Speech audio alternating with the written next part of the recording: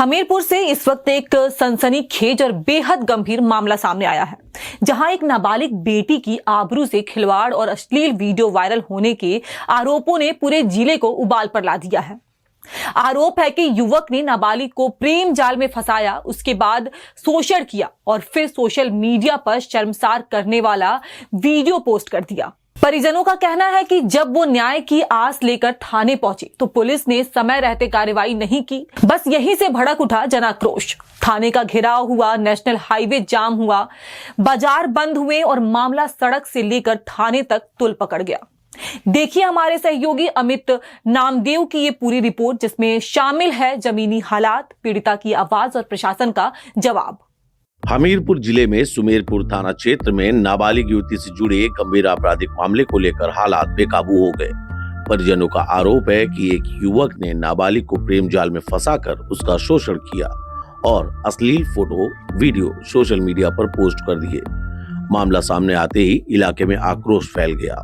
परिजनों का कहना है कि उन्होंने समय रहते पुलिस को सूचना दी, लेकिन तत्काल कार्रवाई न होने से नाराजगी बढ़ती चली गई। इसके बाद परिजन और स्थानीय संगठनों के लोग थाने पहुंचे, जहां जोरदार हंगामा हुआ।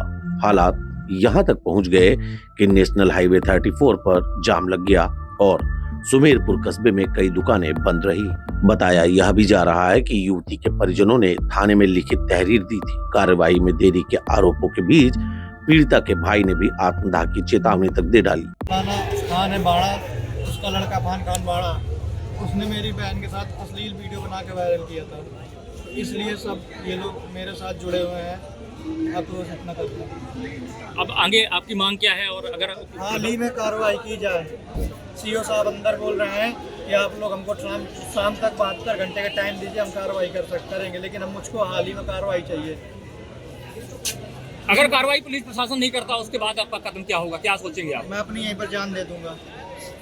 जिससे माहौल और तनावपूर्ण हो गया। इसी दौरान कुछ प्रदर्शनकारियों ने आरोपी के घर और बाहर खड़ी गाड़ी में तोड़फोड़ की। पुलिस ने स्थिति संभालने के लिए अतिरिक्त पुलिस बल बुला लिया। प्रदर्शनकारियों का आरोप है देखिए, एक लव जिहाद के समय तहत जो है एक आबाद नाम का युवक, जिसने हमारी समाज की बच्ची को, एक हिंदू नाबालिग युवती को बहला फुसला करके झूठे प्रेम जाल में फंसाने का काम किया। उसके बाद उसका शारीरिक शोषण करने के बाद उसका वीडियो बनाकर सोशल मीडिया में जो है वायरल कर दिया और जबरन उसकर जो है धर्मांतरण करने का उसके ऊपर जो है दबाव बना रहा है। अगर किन्हीं कारणवश कार्रवाई नहीं होती है तो पूरा हिंदू समाज आज ये थाना छोड़कर जाने वाला नहीं है। अगर प्रशासन कार्रवाई नहीं करता है तो हम लोग उग्र प्रदर्शन को बाध्य होंगे और उसकी सारी जिम्मेदारी प्रशासन की होगी। बताया जा रहा है कि जो आरोपी है उसका पिता अच्छी पकड़ वाला है, कहीं उसके पिता का दिन में लकड़ी काम है और रात में लकड़ी का काम है। दिन में लकड़ी का, रात में लड़की सप्लाई करने का काम है उसके पिता का। उसका पिता जो है बहुत बड़ा मौलाना खान, बहुत बड़ा बाहुबली, बहुत बड़ा माफिया, अवैध लकड़ी कारोबार करने का काम करता है। पैसे के दम पर और अपने सिस्टम के दम पर, नोटों के दम पर सबका मुंह बंद कराने का काम करता है। लेकिन मैं ये बताना चाहता हूँ कि माफियागिरी अब यहाँ बरुआ सुमेरपुर के अंदर चल नहीं पाएगी। सर, ये कोई हंगामा नहीं है। एक मुस्लिम समुदाय के युवक द्वारा, जो कस्बे के ही लकड़ी माफिया का पुत्र है, उसके द्वारा विगत कई बार ऐसी घटनाएं की गई, लेकिन किसी न किसी दबाव बस उन परिजनों ने आज तक कोई एक्शन नहीं लिया। लेकिन आज हमारे कस्बे के एक वैश्य समाज के व्यापारी की बेटी है जो उनकी नाबालिग है, उसके साथ भी उन लोगों ने वही कृत्य किया। उसके साथ बारी बारी से अश्लीलता की। इसके बाद उन लोगों ने उसका अश्लील वीडियो बनाकर उसके ऊपर दबाव बनाने का प्रयास किया, उसका वीडियो बनाकर वायरल किया। और वो बात जब समाज में आई, उन व्यापारी वर्ग के लोगों ने हम लोगों से बताया, तो निश्चित रूप से इस बात में एक आक्रोश तो है ही समाज में। तो हम लोगों ने प्रशासन से मांग की कि इसके विरुद्ध कार्रवाई की जाए और कार्रवाई भी ऐसी होनी चाहिए जो एक बलात्कारी के साथ होती है। लेकिन उसके साथ अभी तक ऐसी कोई कार्रवाई नहीं की गई। 12 से 18 घंटे होने जा रहे हैं जो एक बलात्कारी के साथ की जाती है। आज भाजपा की सरकार है, भाजपा सरकार में बुलडोजर चलता है। हम लोगों की मांग है कि बुलडोजर चलना चाहिए।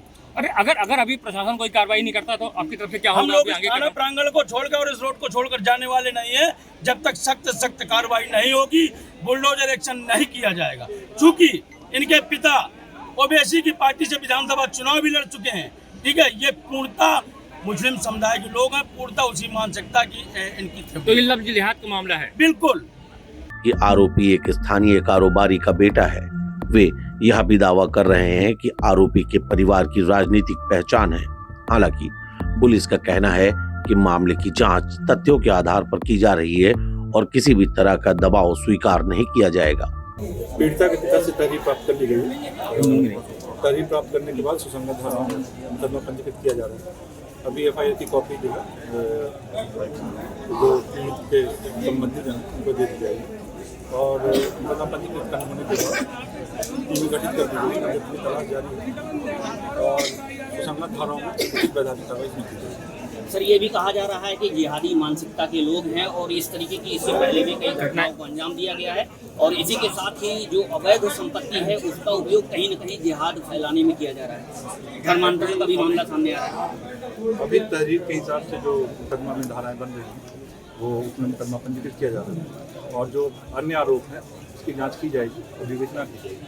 विवेचना के उपरांत जैसी जो तथ्य सामने आएंगे उसी के हिसाब से चार्जशीट किया जाएगा और उचित कार्रवाई करेगी। इनका एक बस स्टैंड में गेस्ट हाउस भी है जिसमें आरोप लगाया जा रहा है कि वहाँ पर देह व्यापार जैसा भी काम किया जा रहा है। अभी इसकी जानकारी नहीं है मुझे। जैसे जैसे फैक्ट्स आते जाएंगे कार्रवाई उसी हिसाब से। मौके पर पहुंचे अधिकारियों ने भीड़ को शांत कराने की कोशिश की। सीओ सदर राजेश कमल ने बताया कि परिजनों की तहरीर पर मुकदमा दर्ज कर लिया गया है और कानूनी कार्रवाई प्रचलित है। जांच में जो भी तथ्य सामने आएंगे उसी के आधार पर आगे की कार्रवाई होगी।